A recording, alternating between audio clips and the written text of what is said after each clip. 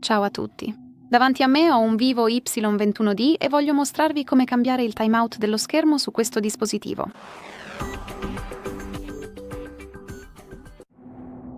Quindi iniziamo aprendo le impostazioni e qui dobbiamo scorrere e trovare la voce schermo e luminosità. Poi individuiamo l'opzione timeout schermo e come potete vedere qui abbiamo alcune opzioni tra cui scegliere.